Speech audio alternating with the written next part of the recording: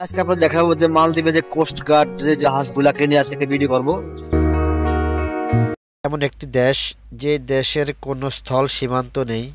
আপনাদের দেখাবো যে মালদ্বীপে যে কোস্ট গার্ড যে বাহিনীর জাহাজগুলা, অথচ এই দেশেই নেই নৌবাহিনী, কিন্তু নৌবাহিনীর কাজ চালিয়ে যাচ্ছে কোস্ট গার্ডের মাধ্যমে। মালদ্বীপের কোস্ট গার্ড, যা বাংলায় বোঝায় মালদ্বীপের উপকূল রক্ষী বাহিনী, স্থাপিত হয় 1980 সালের জানুয়ারি মাসে।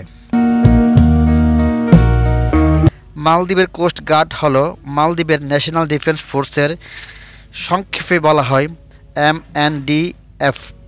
বাংলায় বোঝায় জাতীয় প্রতিরক্ষা বাহিনীর একটি নৌ সামুদ্রিক শাখা।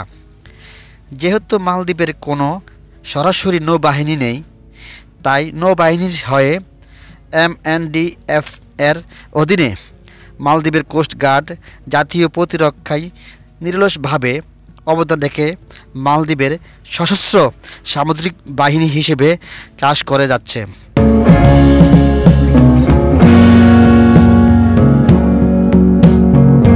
এবং বৃহত্তর মালদ্বীপের সামুদ্রিক নজরদারি ও নিরাপত্তা সম্পর্কিত সমস্যাগুলি সমাধান করে থাকেন।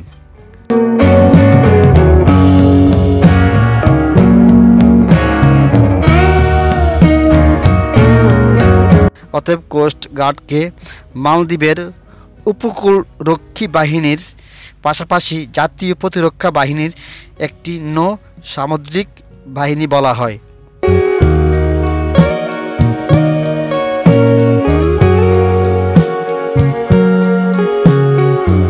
প্রকৃতির এই দৃশ্য দেখে সৃষ্টিকর্তার প্রতি ভালোবাসা আরও বেশি বেড়ে যায়।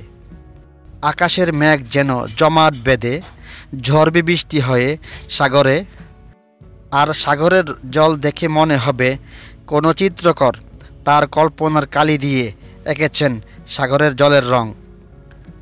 এতই সুন্দর মালদ্বীপের প্রাকৃতিক দৃশ্য।